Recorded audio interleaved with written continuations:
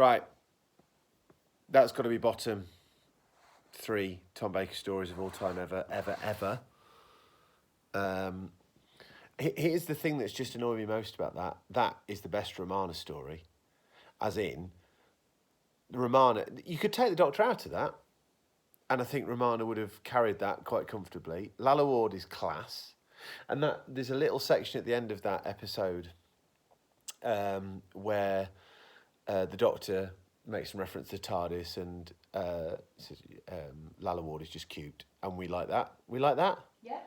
Love her. Lalla Ward got a fantastic costume in that one. That would have been a great Doctor's costume. So I think that essentially what we got there is Jodie Whittaker's first story. And it's a shame that it was so crap. It was really abysmally bad. The highlight of the story, aside from Romana aside, was the dude who was the Soldine on the planet before that planet. And he was great.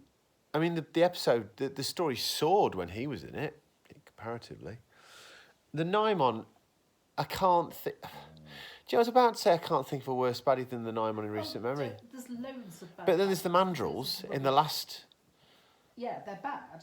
And the fact that they look like slightly stunted minotaurs, and they're walking as if they've got... God, their walking is terrible. Piles or massive things between their legs that are trying to non-squat, trying to be polite there. And they can't walk in their platforms either. Yeah. It's just a travesty. What year was this? 1980 something? No, 78, 79. 79. Yeah. Why did you look so surprised? Like, no, not 80s. Got him a good 6 months out there. Sorry, dude. Wowzers. I know, In fact, I reckon it's about September or October in Could 79, well be. so it's really not far from 1980. It's not. Anyway, the point is, it's in the 70s, they should be able to walk in platforms. Yeah. So the fundamental issue here, I think, and I'm nicking this from Tatwood and Lawrence Miles at About Time, in their review of Nightmare of Eden, I think it's Tatwood. No, it could be both of them. Make reference to the fact that the writing has got lazy in part because they can rely on Tom Baker to make it work. But Tom Baker looks like he needs a good nap halfway through. Tom Baker in this is appalling. Appalling. I think this is Tom's worst performance as the Doctor. And the problem is, if you've got... You see, the essence of this story could be good. A retelling of Theseus and the Minotaur... the Jasonite or whatever it was called. I mean, it's not exactly groundbreaking, but there's enough mileage in that for a Doctor Who story. But this is just... The plotting's terrible. And Nothing happens. That very dramatic man who ended up dead. Oh, I can't remember his name. Oh, it's just... I'm trying to block it all out. So I'd not told you this before, Liv, but he's legendary in Doctor Who circles as just being one of the most mispitched performances in Doctor Who. Crazy. He looks like some Amdram. Yeah. That you'd see down at the village hall, being ridiculous. It's really weird when you compare him as well to the guy on the previous planet, who actually there was more sort of.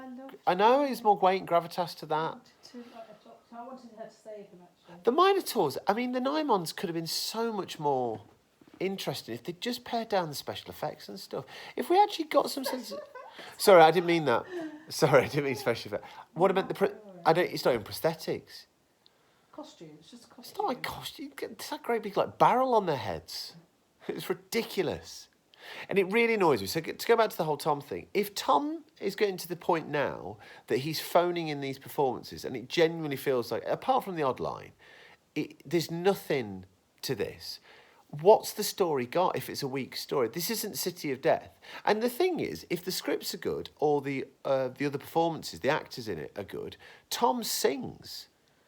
But Lala's pulling this through into anything. And yet, of course, the structure of the show means that she can't be this would have been so much more interesting if you'd incapacitated the Doctor in episode 1 and have Romana run it. Even if you just did a 2-episode story, retelling Theseus and Minotaur, but with Romana interjecting, I'd have been game for that. She's class. She is class. This is my big takeaway from this point of Doctor Who, is just how good Lalla Ward is. I want a takeaway now. I don't want a takeaway. But I think Lalla Ward's... You haven't mentioned the Blue Peter lady. Janet Ellis? Yeah. It's because she's been overshadowed by Sophie Ellis-Bextor, who was brilliant in The Audience, which I love that album. Tangentially. So listen, in terms of our administration, we've got Shard to watch. I'm not entirely sure we're going to do Shard. You know that Shard is generally about 2 hours long, Libs. So I don't know how we're going to factor Sharda in. And then we'll do Sharda. Sharda just makes me think of shit Rada. Is that what it's going to be like? No, that was that one with Soldine, wasn't it? Maybe that's just why I've got it in my head. Yeah. And then it's on to Tom's final season. Yay! Get him out. God, it's awful to say that. For years, I would have professed That's Tom... how I feel about you. Well, I was going to say, I'd professed Tom to be my favourite Doctor. But this experience... You can have a favourite, like, season 3, Tom. What was your favourite?